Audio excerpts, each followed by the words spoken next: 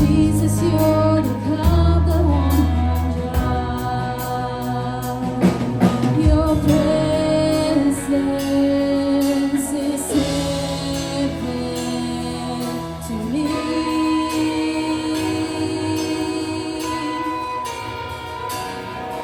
Your presence is heaven to me.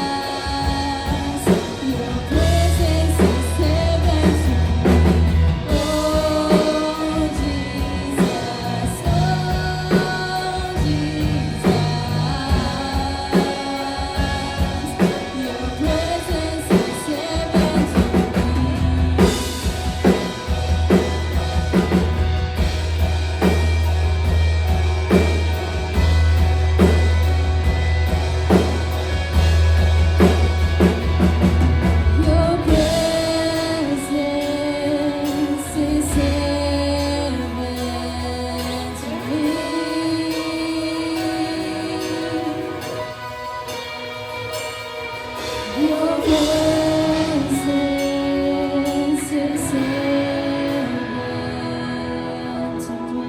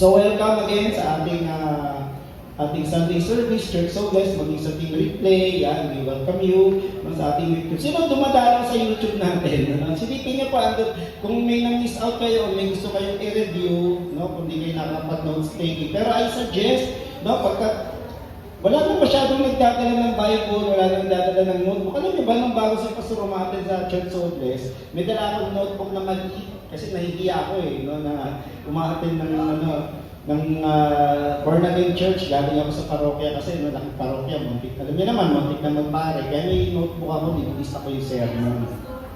Ayan, meron Bible. Talapakan natin may dalang notebook at Bible. Sabi nga, naniniwala kasi ako po, mas maganda raw yung malabong lapis kaysa matalas na memory. Okay, kaya pag nakalimutan mo, pwede balikan. Ngayon, sige, kung wala kayong lapis at notebook, pwede namang balikan nyo po sa YouTube natin na channel. Type nyo po, ano nga ba yung Max? CSB Taytay ba o Church So Blessed Taytay? Church So Blessed Taytay. Nandun po yung mga sermon po. Kung nagustuhan nyo rin po yung kantahan, nandun din po, ina-upload po siya. Okay? So, try to visit po yung ating page, yan. At sana sa Facebook, nandun din. Okay? So, patuloy tayo sa ating sinimula na series po, yung blessing. Everyone say blessing. Walang tao na ayaw ng blessing. Sino itong ayaw ng blessing? Taas ang kamay. Wow, kasi sila, walang nagtaas, ano? Malalaman mo pag tulog, no? Pag sinabi, sino itong ayaw? Hindi pala, no? So, walang tao na ayaw, gusto natin. At pag-usapan natin, pagpapala pala yung mabuting kaibigan. At isang pagpapala sa kaibigan po, yung kaibigan, dinadala niya yung kanyang kaibigan sa Diyos, inilalapit niya. At pag-aralan natin yung lalaking paralitiko, dinala ng 4 na kaibigan, at gumawa sila ng paraan, binutas nila yung kisa, may binaba nila para magkaroon ng encounter ang kanilang kaibigan kay Jesus. So dito makikita natin tayo po, if you want to be faithful friends from the Lord, kailangan natin ng concern sa kabutihan ng ating kaibigan, kapakanan. Hindi natin tinitingnan niya na parang kliyente, kundi kapakanan at we work together, nadalhin sila sa Diyos. So kanina sinabi dito, ipag-pray natin isang tao lang na madadala sa Panginoon. Be a good friend, ilapit mo sa Diyos yan. Hindi mo man madala rito, sharean mo, dalhin mo yung sermon sa Kanya. Okay? Then overcome difficult circumstances. Yeah? Di ba, ang hirap mo, binutas nila yung bubong, ibinaba nila yung kaibigan nila. At tulungan natin silang makaranas ng pagbabago ng kalagayan nila. Okay? Alam nyo, wala pang tao po na nagkaroon ng encounter kay Lord na hindi nabago yung kalagayan.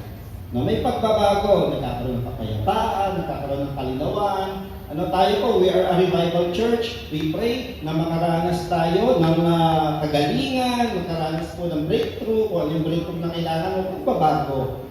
Yan. So, napag-usapan natin yan, mga mabubuting kaibigan, dinadala ng kaibigan nila sa Diyos. Paano pag hindi kayang dalhin? Ayan, ang magandang tanong. Ayaw pang pumunta o kaya hindi mo mailapit, dalhin mo ang Diyos sa kanila. Kaya pag-usapan po natin how to become a channel of great joy. Great joy is one of the blessings the Lord gives dun sa mga lumalapit sa Kanya. Meron tayong babasahin mamaya. Naalala ko may kwento ko.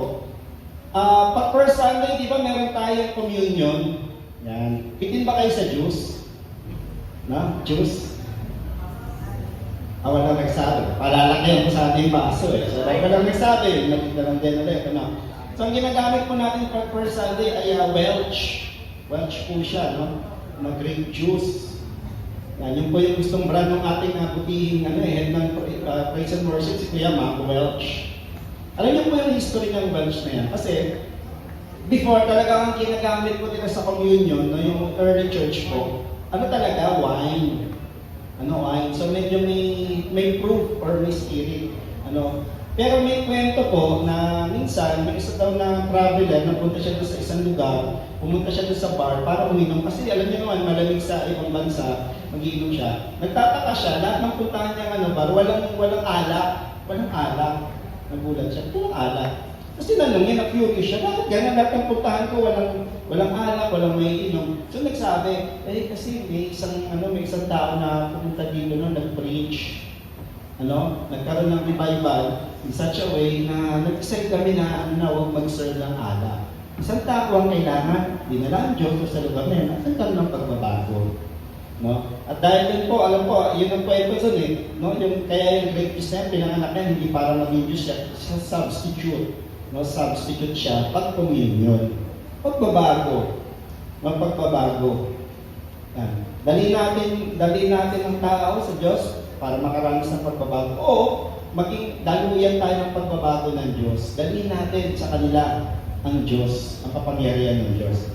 Kaya tingnan natin ang isang narrative, no? Dalawang parts po itong sermon, part 1 ngayon, part 2 next week. So kaya, sabi mo sa katabi mo, huwag kang absent.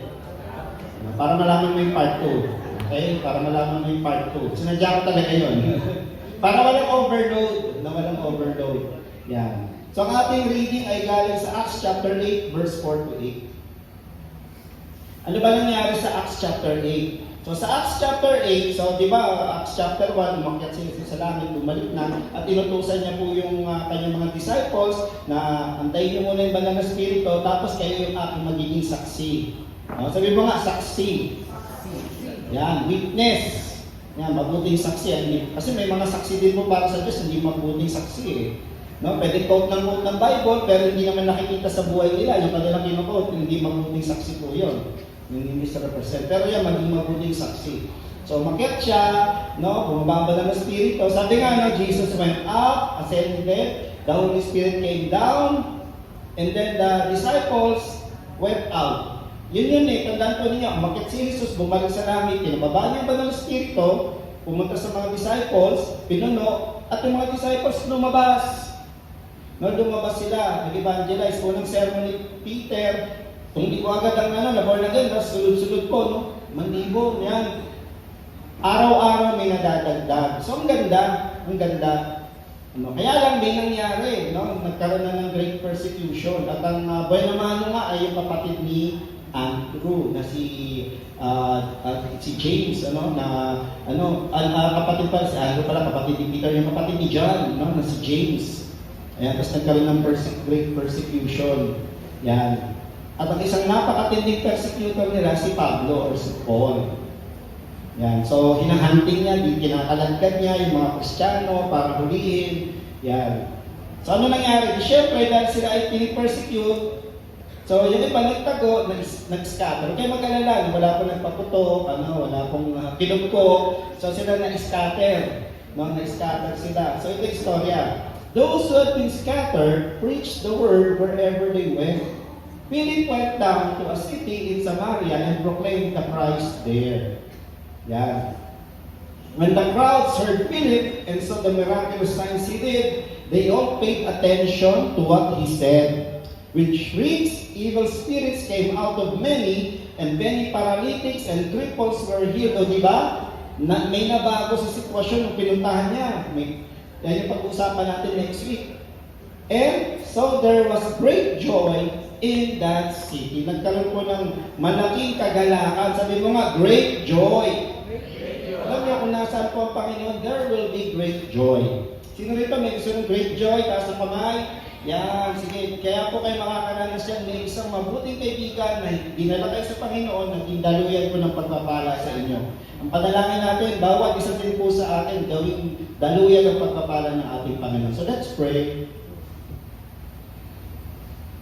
The name of the Father, the one who created us in His image and likeness, nga lang, may ginawa ang kaaway na linlang, yung kanyang creation, kaya na-tarnish yung image and likeness. Pero, in the name of our Lord Jesus Christ, who redeemed that image and likeness, tinubos, i-redeem, at sinimulan yung restoration process. Salamat po. At sa pangalan ng Banal na Espiritu na siyang nagpapatuloy sa pagsasaayos sa buhay na yon, to be conformed to the likeness of Jesus. Para mabalik sa dating disenyo, nagpapasalamat po kami sa pagpapala ng pagbabago. Kaya ngayon po, hindi namin, kami po ay nagpagtanggap. We are recipients of your goodness, of your blessing of change. Gamitin niyo rin po kami bilang conduit or channel ng pagbabago. Panginoon, daluyan. Hindi po kami ang magbabago, kayo po. Kami po ay gagamitin niyo lamang, Lord God, na daan para po kayo ay ma-encounter ng ibang tao. Kaya hindi ko po, Lord, ang unction, teach us, Lord, how to be channels of blessing to other people so that they may experience great joy sa kanilang buhay, sa kanilang tahanan. Yan ang aming panalangin. Sa pangalan ni Jesus, Amen, Amen, Amen. Yan. Sige, pagpangalan tayo. Alam niyo, about konting context lang, yun yan, nagkaroon ng great persecution. Ang chapter 8, na medyo ma-action yan, ma-action na madugo. No? Kasi yung chapter 8, nagsimula na yung church na humayo. Sige, sinabi ni Jesus go and make disciples, teaching them to obey what I have commanded. Kaya lang, alam niyo naman ang demonyo, no? Ang demonyo, talagang demonyo, yan, no? Yun lang ang description niya, demonyo. Ano yung job description ng demonyo? Tandaan niyo lang ito, John 10:10, ha? Pag tinanong, ano ba trabaho ng demonyo? Ito lang po, to steal, kill, destroy. So, lumalago yung church, no? Maraming naliligtas, maraming tumatanggap ng grace, ng kaligtasan, dahil kay Jesus. Yan, syempre, ayaw ng demonyo yun. Ayoko, gusto ko na yung itsura mo, may sungay at may buntot. Ganun na niya, no? Gusto ko niya, ayaw na Diyos, gusto niya, baguhin tayo ulit, ibalik yung original na design, no? Mabuti. Kaya ang ginagawa ng demonyo, gawa ko na influence, ano, para manatili na gano'n. So dito, nangyari, nagkaroon na ng paglabas, no, na marami pong tumatanggap sa bagong pananampalataya. Kaya lang, kasama po doon sa assignment na paghahayo nila, ay may kontra naman. Di ba nagsimula po yung great persecution? At hindi lang hinuhuli, pinapatay pa. No, pinapatay. Kaya na-disperse yung mga disciples. Yan. So yan ang ating pag-uusapan. Napag-usapan po natin, ano kaya yung mga great joy, no, bilang mga revivalists. Alam nyo, ang ginawang kasangkapan ng Diyos, yung mga disipulo, to bring revival. And it calls to mind, we must remember, tandaan natin ang Church so Blessed International, kung saan bahagi tayo, kasi tayo ay Total Church, we are a revival church. Yun po yung ating vision, revival, national revival. Ibig sabihin yung church po natin, gagamitin po to initiate revival. Yung kinuwento ko sa inyo, nagkaroon ng revival sa isang lugar, huminto ng pagtitinda ng alak. And yung meron pong series, na video series, yung transformation series, may mga lugar po sa buong mundo, nagkaroon ng revival. No? So, meron pong lugar sa ibang bansa, wala nang preso, no? Yung kanilang pulungan, walang laman. Bakit? Na-revive, nagkaroon ng pagsasayos. May lugar po na dati, problema yung droga, abang ngayon umayos. Yan, may lugar po pinapatay yung mga pulis, yung mga pastor, yung mga lingkod ng Diyos, nagkaroon ng revival. Yan, nagkaroon ng pagbabago. At kamakailan lang yung pinakabago natin sa Ashbury, ilang araw, tuloy-tuloy po. Alam niyo ba yun, 24 hours, praise and worship ang ginagawa nila. So ito lang, tapos may mag-praise. Ito mga revival. Na yung mga estudyante, kinatagpo sila ng Diyos. At ano yung resulta po dahil kinatagpo sila ng Diyos? Nagkaroon sila ng pagbabago, tinalikuran yung kasalanan, nagkaroon po ng matinding pagsisisi. No? Ganun po. Basta tandaan niyo lang po, no, ang revival po ay may pagbabago, tungo sa kabutihan. Anong pagbabago yung pastor? Nagkakaroon tayo ng sensitivity towards sin. Ay, mali ito, kaya magbabago na. Ano pa? Magbabago tayo ng kalagayan. Ayan, kung magulo, magkakaroon ng kapayapaan. Yan. Kung may kakapusan, magkakaroon ng kasaganahan, di ba? May lugar po sa buong mundo, ang lalaki po ng mga inaanin nila na mga gulay. No, pinagpala ng Diyos yung lupa. No, meron naman din po, wala silang mahuling mga isda na maliliit. Nung nagkaroon ng revival, pinagpala ng Diyos yung dagat. Sa lugar nila, ang lalaki ng isda. Sino ba yung gusto ng ganon, At hindi lang sa ibang bansa, kaya pong gawin yan sa atin yun. Yan. Kaya lang, kailangan po na mga taong gagamitin, mga revivalists. Tingnan mo yung katabi mo, kaliwag kanin. Revivalist yan. So tandaan po ninyo, tayo sa Church of Blessed, ang ating DNA po, we are revivalists.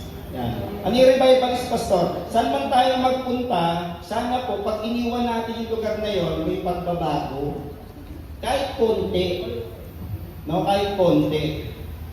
Alam niyo, yan yung ginawa ni Jesus eh. Yan po yung kanyang halimbawa. Saan man magpunta si Jesus, may nangyayaring pagbabago. Di ba? Kung meron may sakit, gumagaling.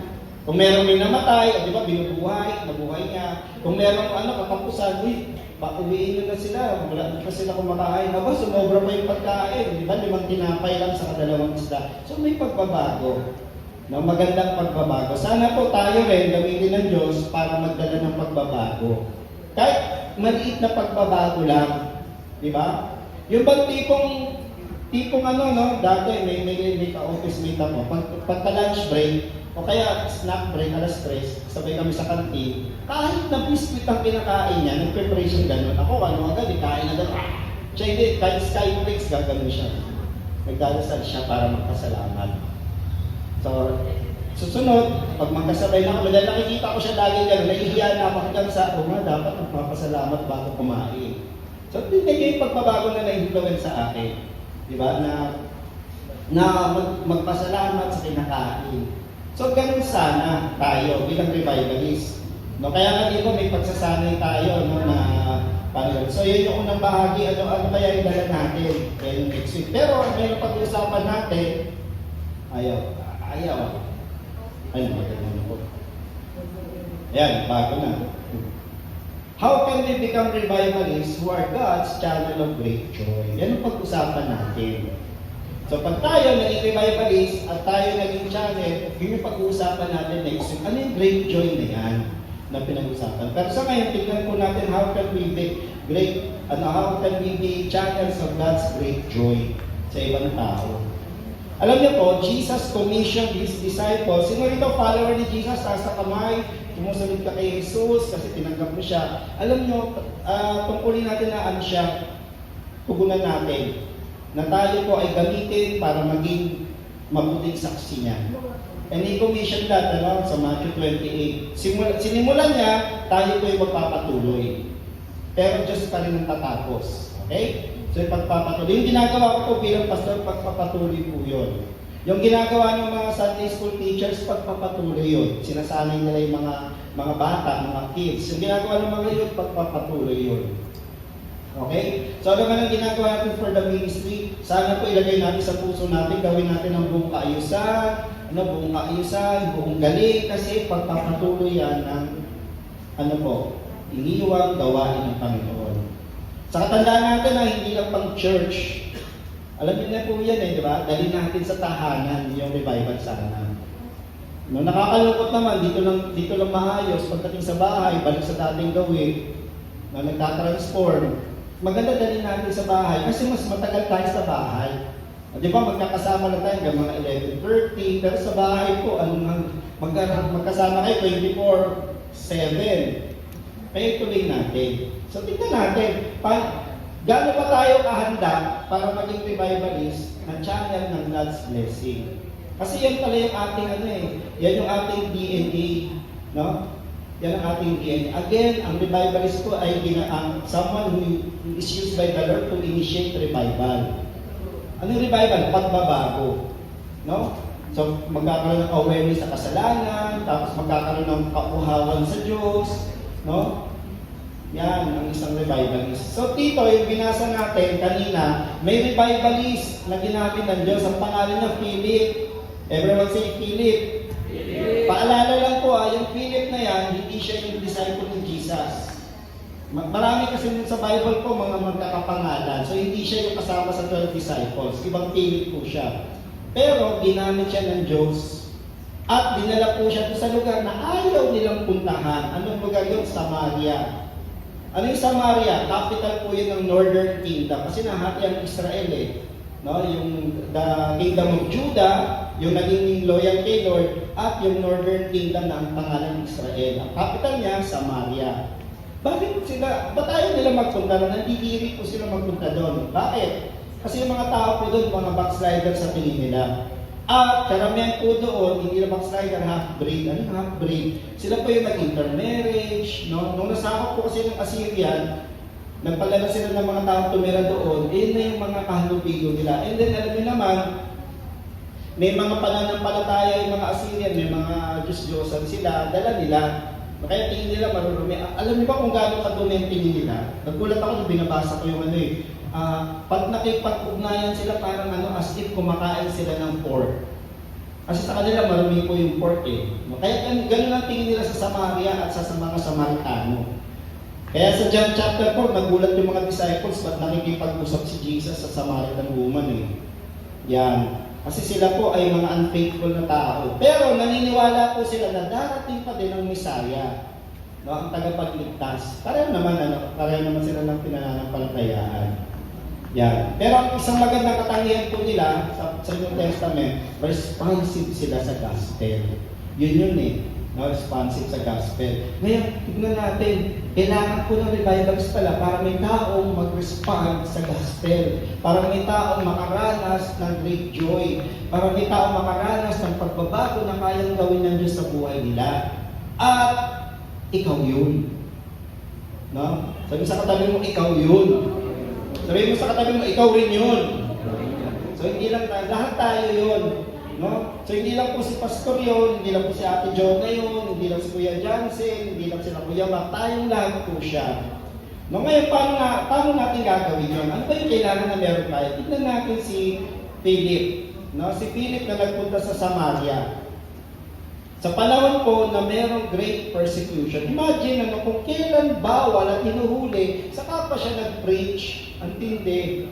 Okay? Unang bagay dito, to be a channel of God's great joy, kailangan po ng Diyos ng tao na willing to do His purpose. So yun. Unang bagay, God needs someone who is willing to do His purpose. May purpose si Lord. Ano yung purpose niya? Revival. Ano yung purpose niya? Salvation. Ano yung purpose niya? To seek and save the lost. Kailangan po. So dito, si Philip, willing siya. Makikita natin, balikan natin, Acts chapter 4. Philip went down to a city in Samaria and proclaimed the Christ there. Kailan siya nagpunta? When they were, persecuted. So kasama siya sa mga scatter. Pero tingnan niyo yung ginawa niya. They preached the word wherever they went. Saan man sila magpunta, wala silang patawad. Talagang pinipreach nila yung salita ng Diyos. Sana po tayo, wala rin tayong patawad in a positive sense. Wala tayong lalagpasan na tao na siyaran. Nakakatawa po, may mga kilala po na nabibless ako kasi ako, hindi pa po ako ganun eh. Halimbawa po si Pastor Manny na tatay ni Kuya Mac, pag sumasabay po ako dyan, sa sasakyan, sinasabay niya ako, magpapagasolina yan. Pag nagbayad siya, may kasamang shorta na ba po? Brad, ito itong bagay na short. Ang paliwanag niya, mabilis. Tapos aalis na siya. Yan. Sa hotel, kasama rin, bisa nakakuwanto ko siya. Yun din. No? So sa kanya po, every moment is an opportunity to share and to proclaim Jesus. Naalala ko ng kanyang 75th birthday nung kami sa Peri-Peri. Yung pala, may nagpa-flyerin. Alam niyo naman, di ba yung promo? Sa Peri-Peri sa BGC. Sir, yung promo po. So, tinanggap niya. Siniran niya yung minigay ng flyer. Okay? Tapos yun, napakati niya ng Bible study. Kaya yun. So, ganoon, we preach the word or we share God's goodness everywhere. Hindi man tayo mag-preach, ganito pa, banda natin ha. Alam niyo ba na yung ating kilos, salita, ginagawa, preaching na yan? No? Preaching na yan. Lalo na nakasuot ka pa ng t-shirt, church sober, nakasuot ka pa ng faithfulness, fruitfulness, gano'n, Kaya yun, ayun, seize the moment. Kasi may naman church yan. Kaya naman church yan. So paano pag nag-tantrums? Kaya ako, ingat na ingat ako Mahirap magsungit pag ano ba yung suit yung church? Kasi we represent alam niyo po, bago sila magbasa ng Bible, na before they read God's Word, tayo muna yung babasahin nila, tayo muna ng Bible na babasahin nila. Bago po sila makapakinig ng mabuting balita, tayo muna yung mabuting balita na naririnig nila. Kaya napakahalaga that we preach through our life, hindi lang through our words, through our life. Yan ang ginawa. So nabago tayo. So dito makikita natin, bring revival and be a channel of God's blessing and joy. Yan, Acts chapter 16 na ito. Paano ba nangyari? Paano napunta si Philip dyan? Ganito, sa Acts chapter 6, yung mga disciples, bumayo na. 11 na lang, namatay si Judas pero may bago.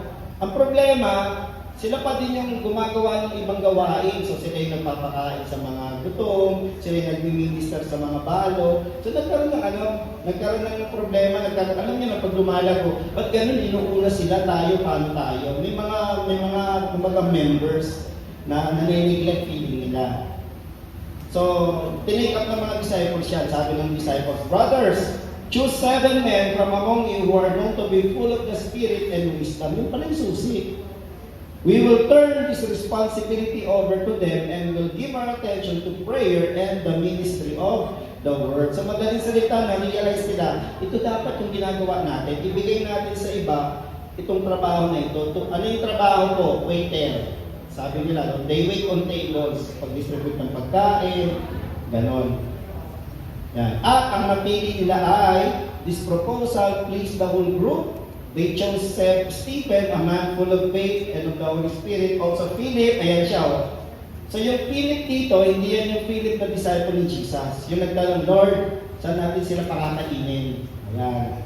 So Prochorus, Nicanor, Timon, Parmenas, and Nicholas from Antioch, a convert to Judaism. Sa Antioch po, unang tinawag ang mga follower ni Jesus na Christian. Ayan. So paano natin papakita yung willingness? Alam niyo yung willingness na gagaling po yan dito sa burden for the work. Now, God's grace helps us have a burden for the work. So napakalaga po na ano yung burden? Magkaroon tayo ng concern, mabigatan. Ano ba yung burden, Pastor? Yan yung hindi maalis sa dibdib. Alam niyo yun, subukan mo na ba yun na concern ka, hindi ka makatulog. No, meron gumugulo sa isip ko kasi kailangan magawa ko ito. Yun ang tinatawag ng burden. Okay? So, if we want to be willing, nagsisimula yan by having a burden. Ay, nakano pala niya. Kapag ko ng picture, nakano pala siya. So, after this, the Lord appointed 72 others and sent them 2 by 2 ahead of him to every town and place where he was about to go. He told them, the harvest is plentiful, but the workers are few. Ask the Lord of the harvest, therefore, to send. Sabi niya, to send workers into the harvest field. So makikita po natin dito, burden. Yung pangangailangan. Nakakatawa po dito sa atin, yan, may pangangailangan po tayo dito. Medyo challenging tayo dito, kasi tanggal setup tayo dito . Pero natutuwa naman po ko yung mga nagpupusa. Yan, mukhang kailangan ng tulong. Ganun din. To have willingness, we need to see the need and have the burden for that need. Yan yun. So dito, pinadala niya, kita niyo. So ito, prayer din natin sa church ito, na magpadala pa sila ng mga karagdagang mga manggagawa din. Yan, kasi napakahalaga, na karagdagang pang manggagawa. Para sa gawain, wala nang battery. Robot.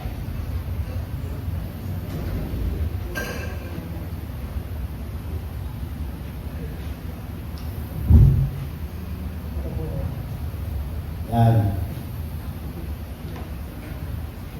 So, yan, prayer natin sa church. Sana tulungan niyo po tayo ng big pray, If you're that way, to volunteer, to help out, do so. Tatlong hukbong kailangan natin. Army of prayer warriors, yung kanina nag-pray po dyan. Kailangan po natin ng army of workers. Yan. Palapakan naman po natin mga Sunday school teacher. Kasi dito. Yan, mahataw po yan.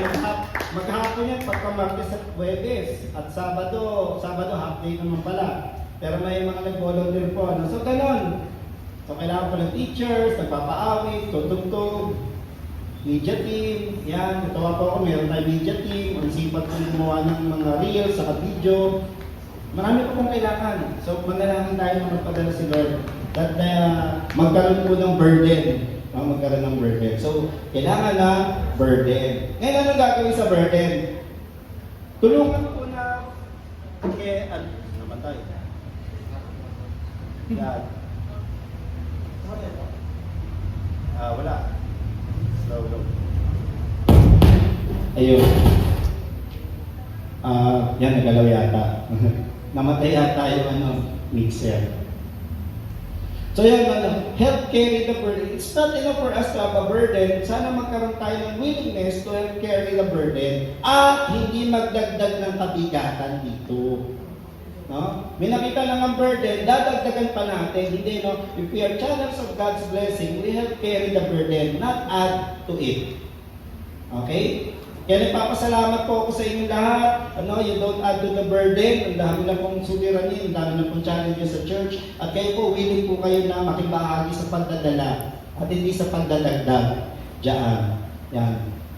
No, palakpakan po natin ang Panginoon sa buhay po ninyo. Nung nagpastor po ako, isa po yung aking commitment sa Diyos. Lord, hindi po ako magbibigay ng sakit ng ulo sa aming senior pastor. Kasi ang dami na niyang mga sudaran, mga isipin para po sa buong Church of Bless. So nakita ko yung burden, kailangan ng pastor po sa Church of Bless Masinag noon. That was 2006. Kaya itong taon na ito yung 28th year kong pagkapastor. Kaya nung sinabihan ako ni Pastor Ryan noon, December yun, 2005, sumagot agad ako. Sabi ko, yes, Pastor. O, sige po. Nung sinabi niya, nawala na naman. So, pero may ilaw.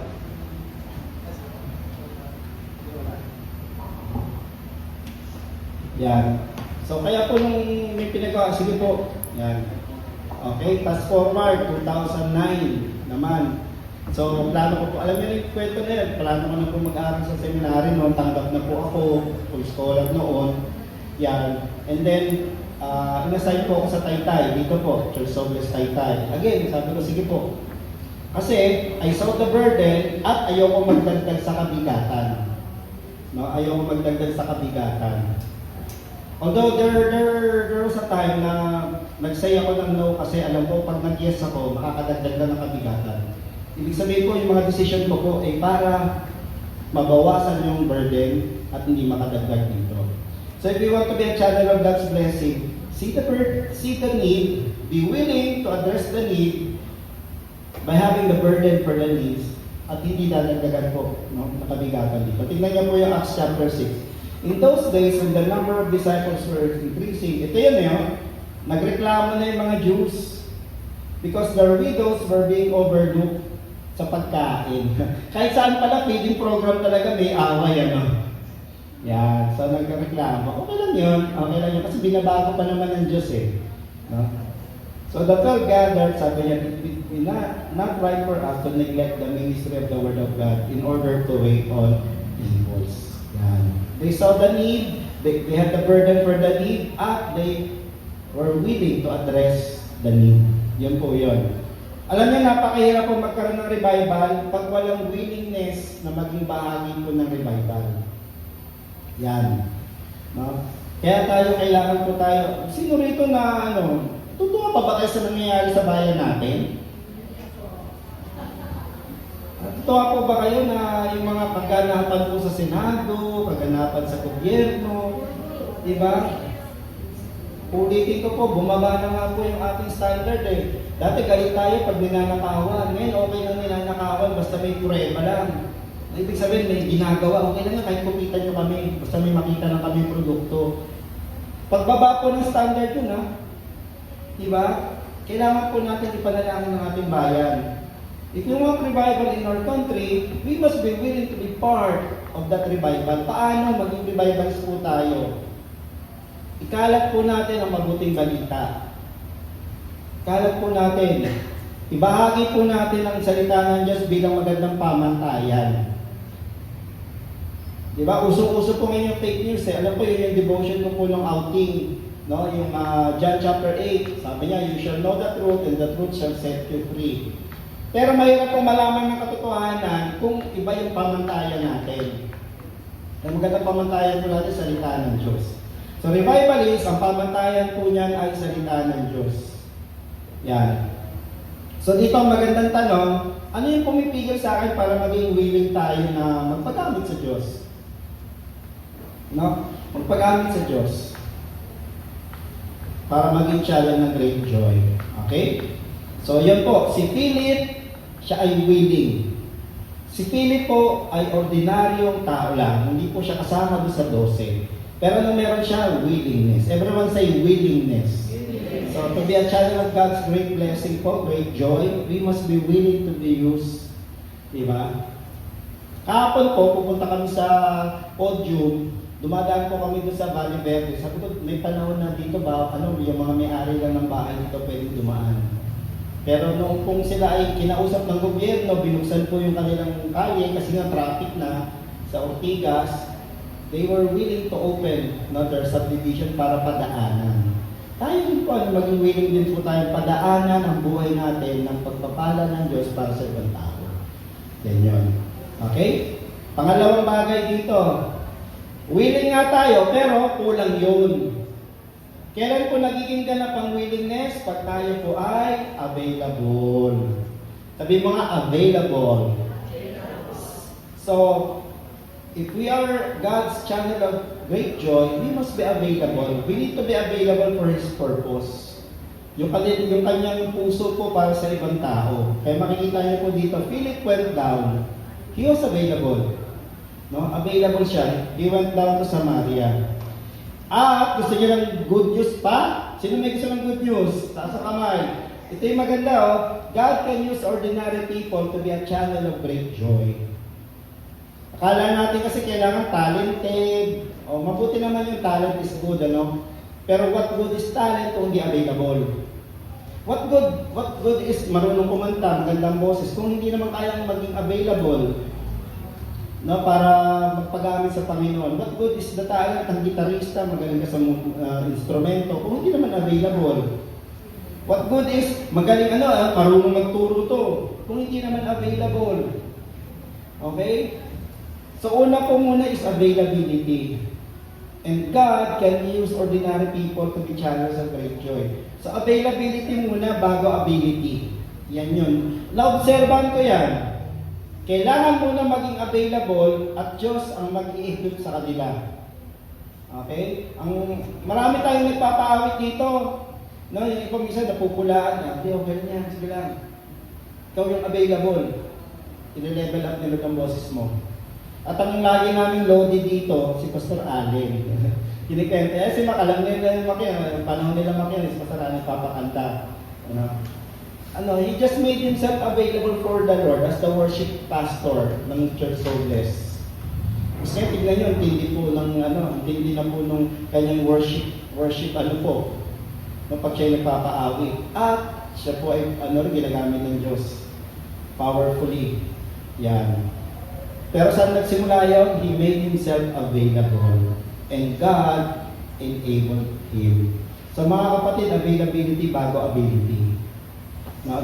Meron talaga minsan nagbo-volunteer, marunong naman talaga, minilagay ng Diyos eh.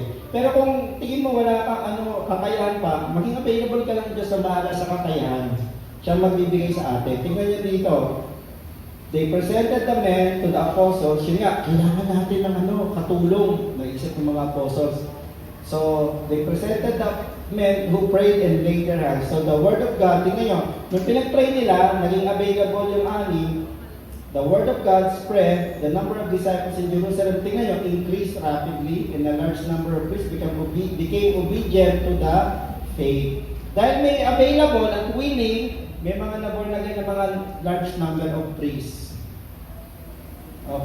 So yun, availability muna. Yan. Ano pa? Intimacy bago ministry. We need to be intimate before the Lord. Yan. Ito pala yun. Paano tayo bibigyan ng Diyos ng abilidad? Ito yun. Dikit tayo sa Diyos. Sabi mo, dikit tayo sa Diyos. Yan. Kasi pansin ko po, ako napansin ko po yan eh.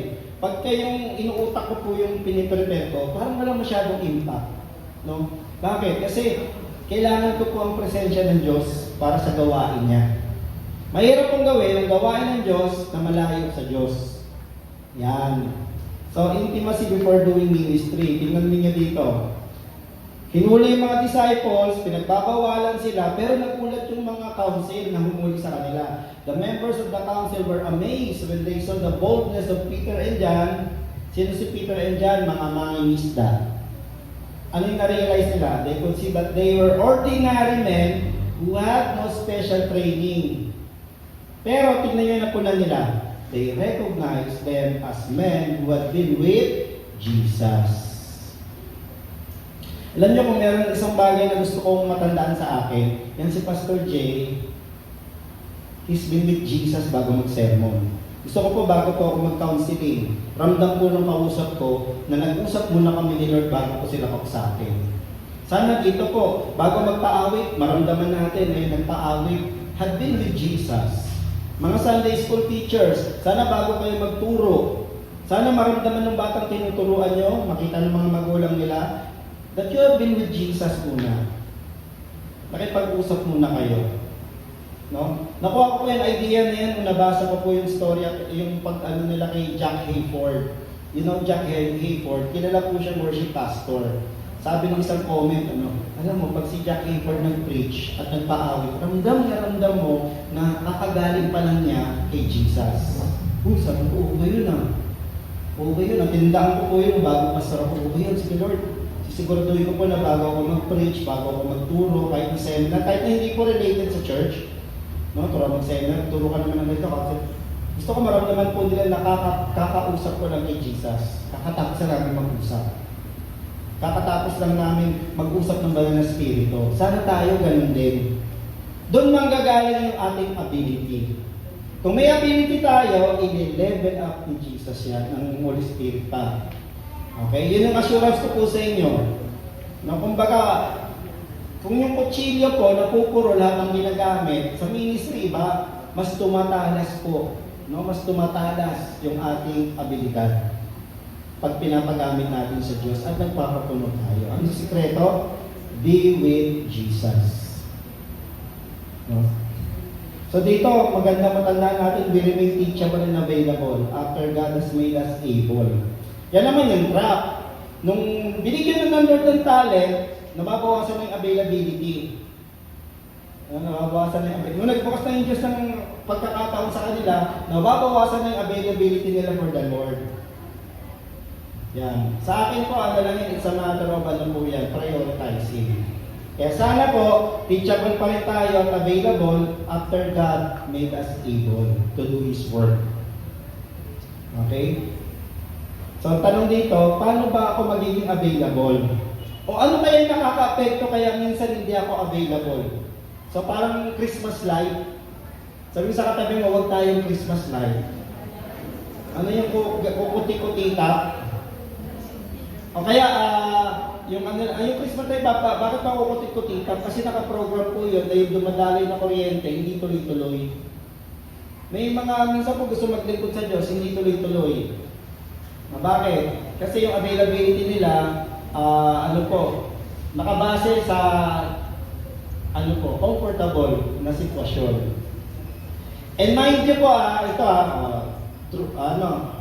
real talk. Real talk po. Ang ministry po, hindi lang po puro great joy din. Kung mapapansin niyo po, ginagawa po nila Philip yan, hinuhuli sila. Maging ready po tayo sa inconvenience. Alam ko, tinuro ko yung last time eh. Di ba yung apat na magkakaibigan, in-overcome nila yung inconvenience? So ministry is not just when it is convenient. Okay? Hindi na po yan pagka okay yung o kaya dyan na yung pagkakataon, maluwag na yung schedule. Hindi po eh. It's about overcoming inconvenience. Kaya dito ang tanong, paano pa tayo maging available para maging channel ng great joy ng Diyos? Yan. Sige. Sabi sa katabi mo, availability. Yan. Sige, layang mo kayo katabi mo, and let's pray muna. Sige, yan. Lord, we just pray, Lord God, give them abilities, Lord God, as they choose to be available for your works. Kayo po yung magbigay sa kanila ng kakayahan. Magulat po sila na kayo yung magbigay sa kanila ng kakayahan, Lord God. At Lord, sa pagbibigay ng kakayahan, magkaroon po sila ng desire pa, Lord, na dumikit lalo sa inyo. To stay close to you, closer to you, and never let go, Lord God. Kayo magbigay sa kanila ng ability, Lord, to speak, to explain, to teach, the ability, Lord God, kung ano man yung pangangailangan, Lord, sa kanilang field, mission field nila, Lord God. In Jesus' name. Salamat po. We receive. Amen. Sige, palakpakan natin ang Panginoon po. Simple lang ako yan eh. Alam ko yung mga abilidad na po tayo. Alamin mo na lang kung paano papasok sa mga gawain ng Diyos yung abilidad mo. Okay? Yung abilidad mo. Yan. So, kailangan lang ng availability. Kung mayroon ng ability. Okay? At panghuli, kay Philip. So, siya ay willing.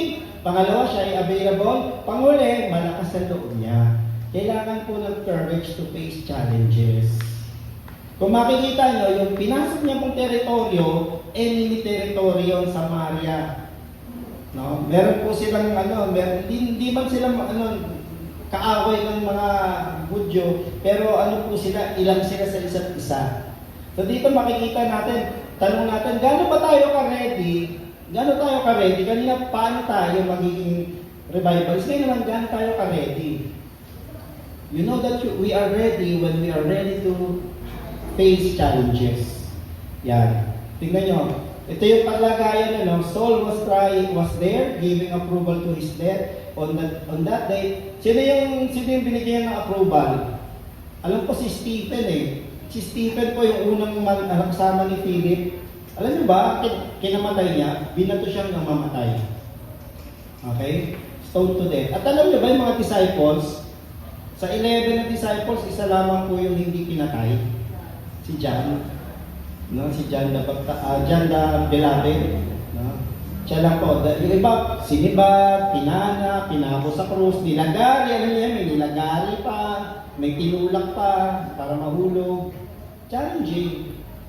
Pero ang dyan, pagkadilit natin ng Diyos, we can overcome the challenge. So dito, makikita natin, they were scattered.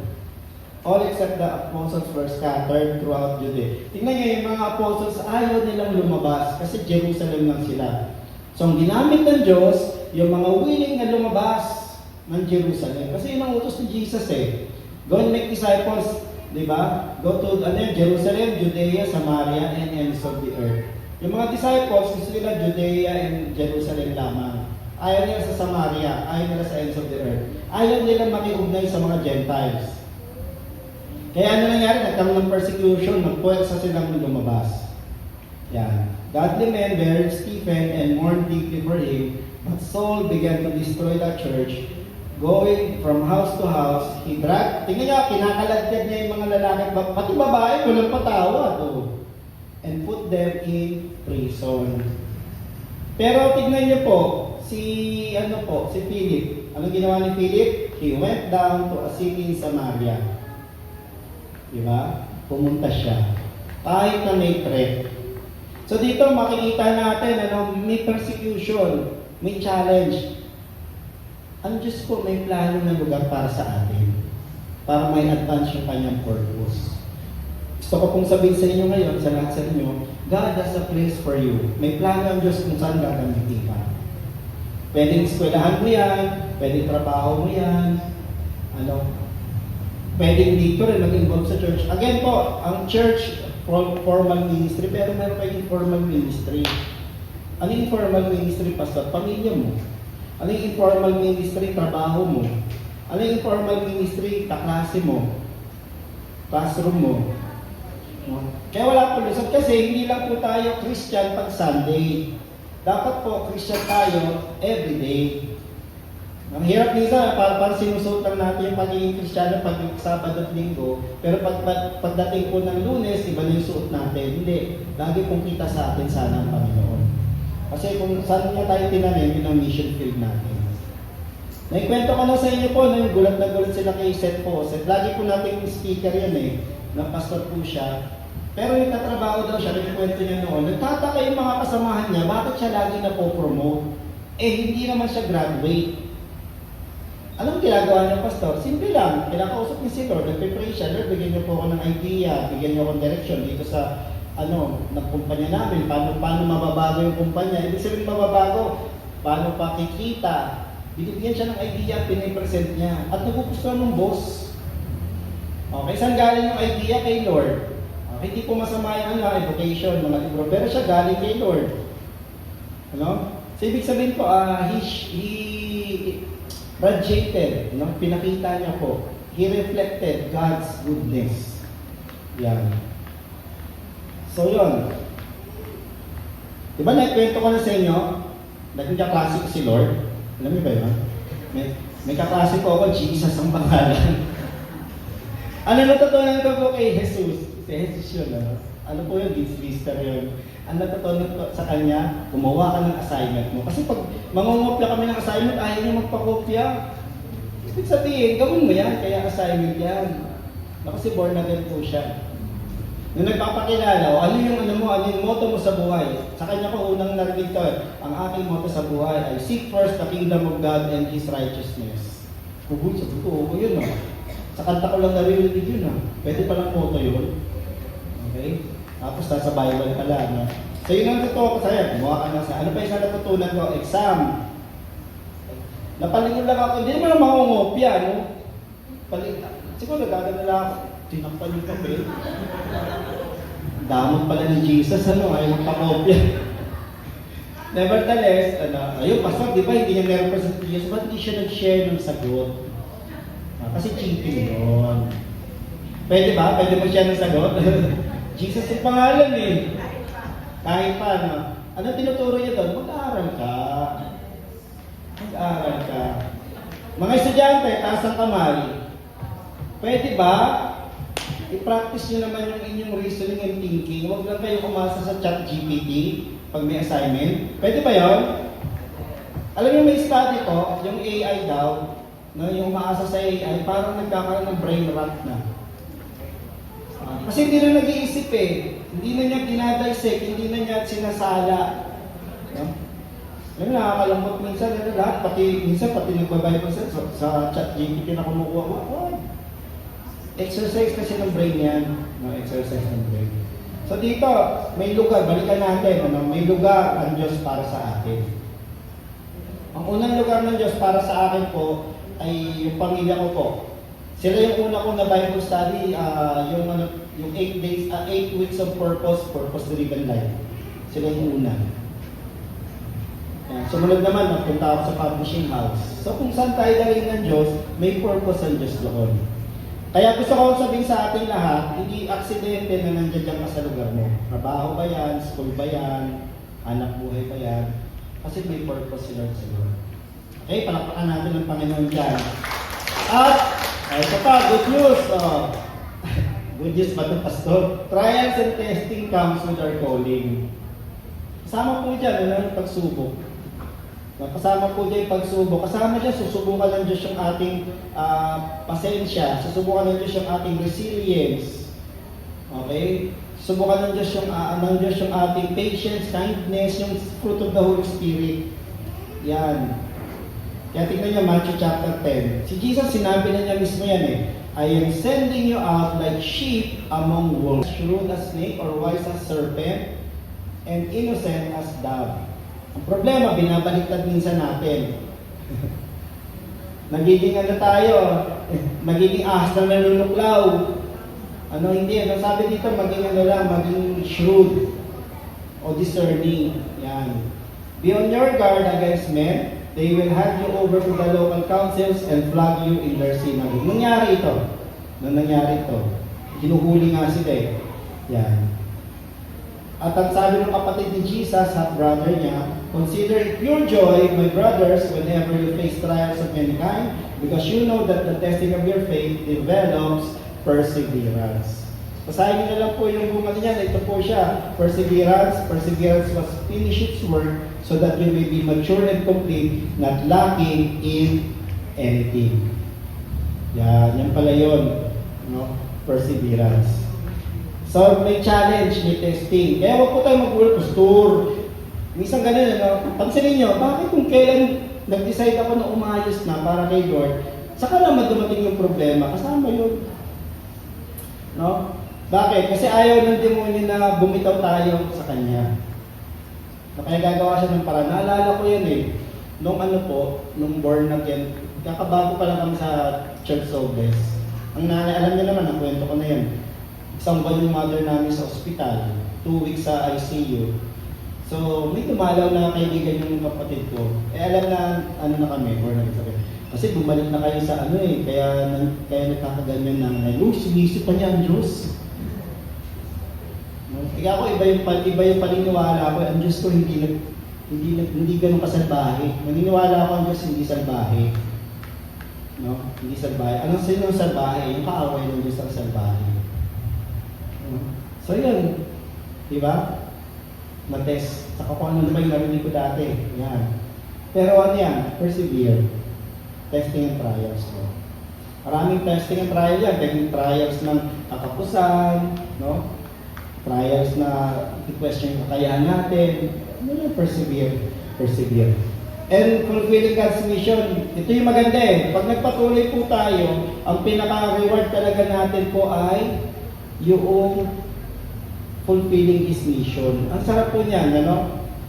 Ang sarap po niyan. May nagtanong sa akin noon, Pastor, ano ba, sulit ba? Na mas pinili niyong magpastor kaysa mag-engineer. Sabi ko, sulit naman. Hindi na ako nag-iisip ko, sulit naman. No? Kasi alam ko, panawagan din sa akin, hindi para maging kontraktor, okay? Para mag-ito ng yaman lang, no? Alam ko, binilagay sa akin ng Diyos para sa kanyang mission. Yan. Kaya sabi sa Thessalonians, sabi, for what is our hope, our joy, or crown, in the crown in which we will glory in the presence of our Lord Jesus Christ. Sabi niya, is it not you?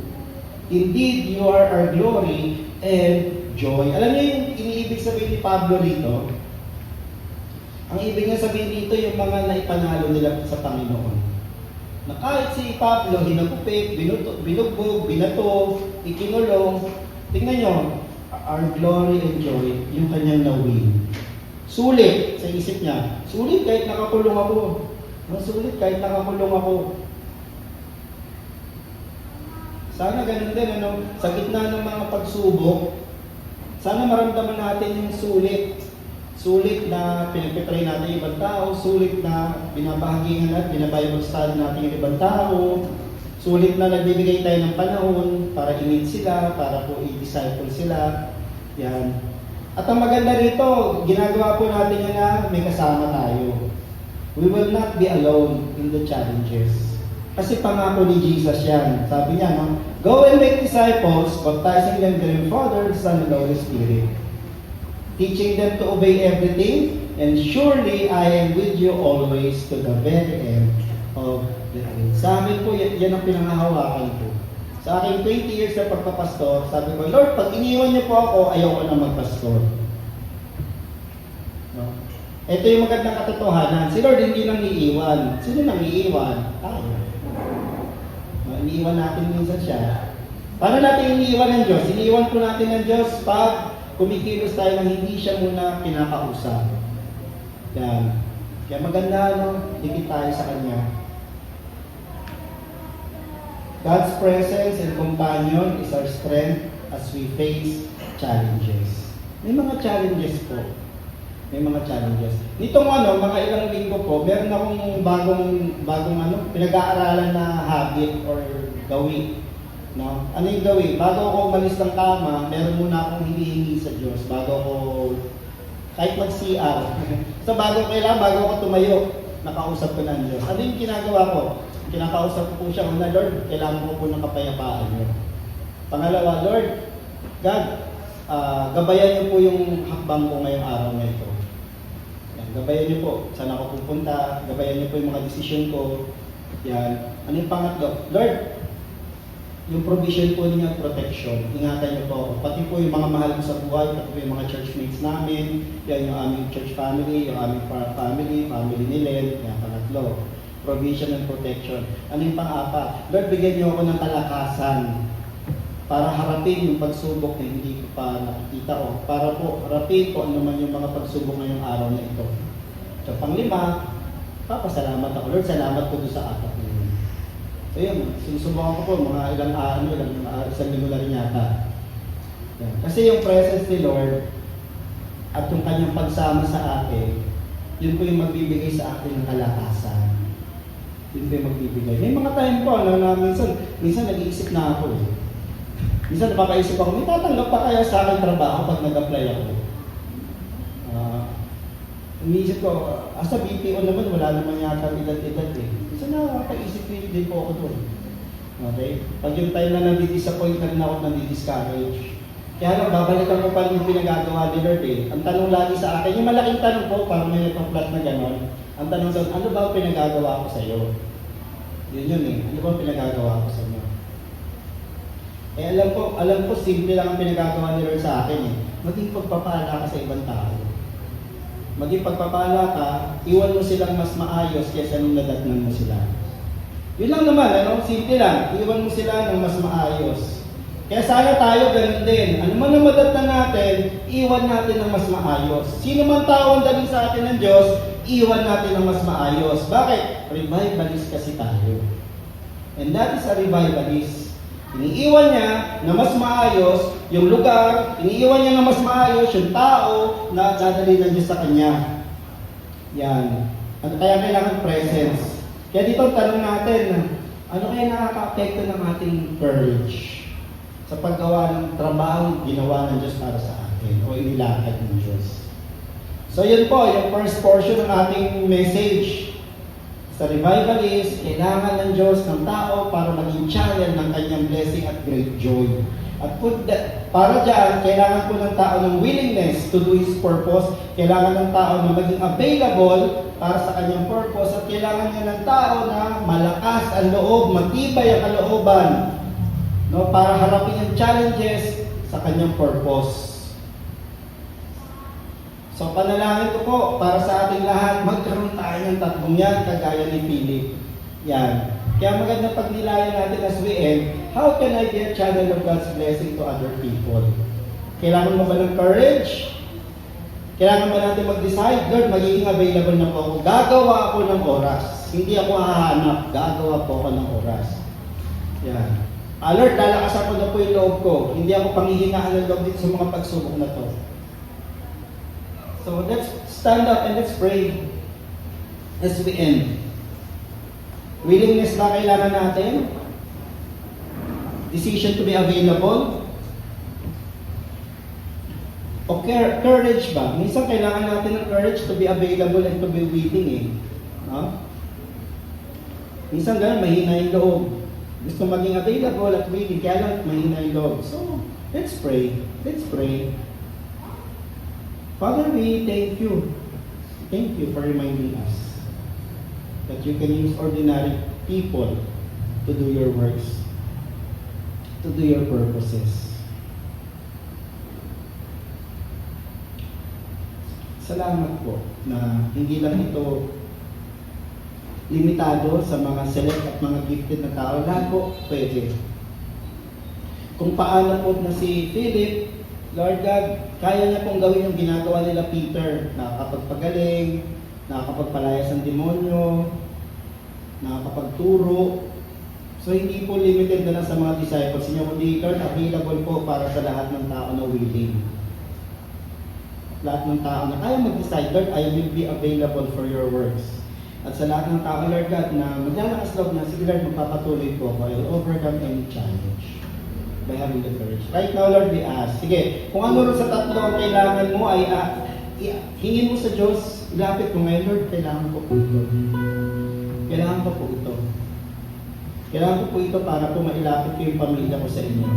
Kailangan ko po ito, Lord, para mailapit ko yung kaibigan kong ito. Kailangan ko po ito para mailapit ko po itong office mate na ito, itong kaklase na ito, Lord. Kailangan po nila yung inyong pagbabago. Kailangan po nila yung kagalakan ninyo. Kailangan po nila yung kapayapaan ninyo. Kailangan po nila yung pong kaligtasan na inaalap ninyo. Kaya Father, just pray, give us that burden. Ilagay niyo po sa amin, Lord, yun. Na gaya po ninyo, Jesus, makita po namin mga tao, hindi bilang abala, Lord, abala, dagdag trabaho po nila, makita po namin sila as someone, Lord God, who needs you. Lord God, para pong kayo, nakita niyo yung mga tao, hindi sila abala kahit pagod kayo. Nakita niyo po sila as sheep without a shepherd. Sheep na naliligaw ng landas. lagay niyo po sa amin yung burden na yan, Lord. And I thank you, Lord, dun sa mga pinapadala niyo po, gaya nila Philip, Lord, at yung aning pa niyang kasama. Salamat po sa mga pinapadala niyo, Lord, to share the burden, to share in carrying the burden of Church Soulless Taytay, Lord God. Just pray, Lord, na lahat kami gamitin niyo po bilang channel of your great joy tungo sa ibang tao, Lord God. That we will be one family, Lord God, to fulfill the vision of Church Soulless International Revival. Paano namin gagawin yun? Walk in God's love and share that love to others. Kailangan po namin maging willing to walk in your love and share that love to others. Kailangan po namin maging available, Lord God, to walk in your love and to share that love to others, Lord God. At kailangan po namin, Lord, ng courage to be able to walk in your love and share that love to others. Kaya ilagay niyo po sa bawat isa sa amin yon. So that, Lord, we will be like Philip, one of the seven who answered the call, Lord God. Gamitin niyo po kami to reach out and seek the lost, Lord God. Dali niyo po kami sa isang appointed na lugar ninyo na kung saan gagamitin niyo po kami ngayon. Right now, sige, Lord, pakita niyo po sa kanila sino ba yung tao, ano ba yung lugar, na-assign niyo sa kanila. In Jesus' name. Maaari pong nilalagay sa kanila isang kapamilya namin sa Church Soulless na matagal na rin hindi nakikita. Maaari nilalagay niyo po na kumustahin niyan, yung kapatid na yan. Yan. Lord God, we just pray, Lord, for the willingness and availability, Lord, na kumustahin yung tao na yun. Baka kung may nilalagay po kayo na tao na ipapanalangin namin, Lord, magkaroon po kami ng willingness na ipanalangin yun.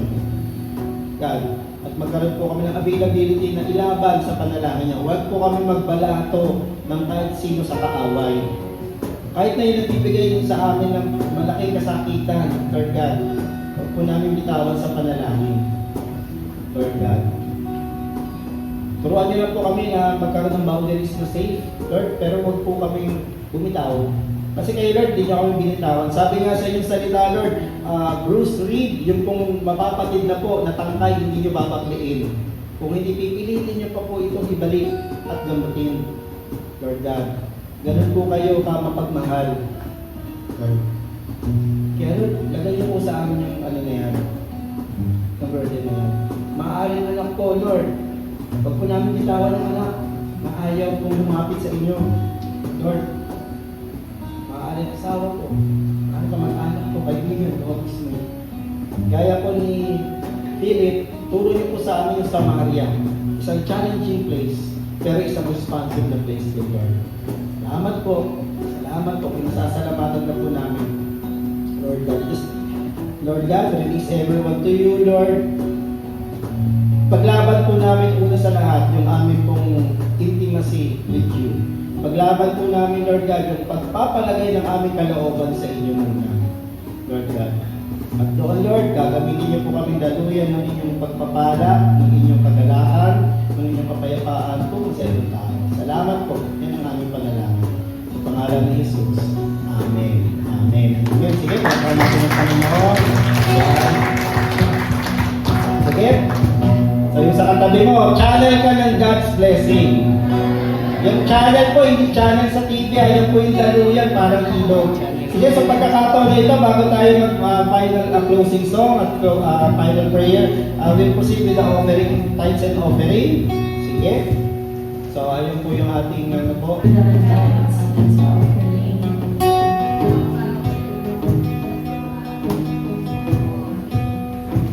Lord, we thank you, God, sa generosity mo, God, sa life na bawat isa. And God, from that generosity, God, we learn, God, yung generosity na rin ngayon, God. And Lord, I pray, God, sa mga hinulog na ito, na Lord, makita namin, God, yung bunga na ito, Lord, yung sa missions fund, God. I pray, God, na patuloy mo, God, paluguin, Lord, patuloy mo pagyamanin, God, yung mission na ito, God, and Lord, pay for sa tithes and offering, God, na Lord, magamit ito, God, to advance your kingdom, God, and Lord, may we grow more, God. Lord, I pray, God, na mag-raise up ka pa, God, ng marami pa, God, ng mga kingdom financiers. Thank you, Lord's name. Amen.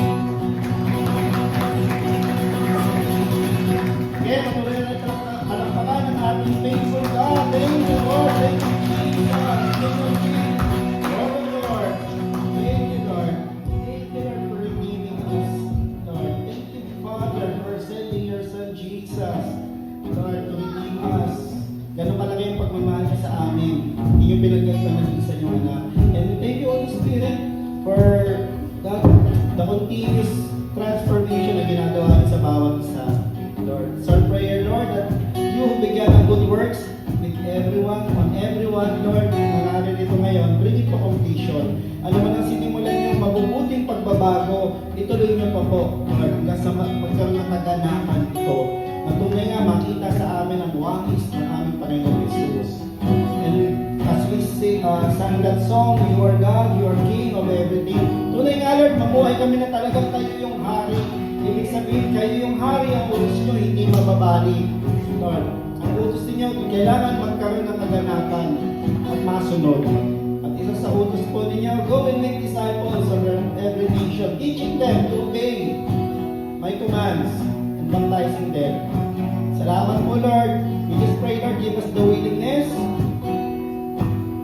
Help us to be available.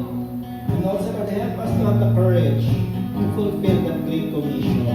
Yun ang aming panalangin. Kaya, Lord, as we depart from this place, kapatid, depart from this place, having the blessing of the Lord, receive the blessing of the Lord, with the love of God, and the grace of our Lord Jesus Christ, and the fellowship of the Holy Spirit be with you as you decide to become God's channel of great joy sa ibang tao.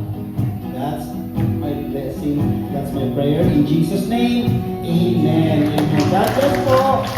Yeah. Paumanin po pala, no? Hindi ko na ilagay na announcement yung gawain ng mga kabataan mamaya. Alas 2. Mga board games challenge po yan. Sige.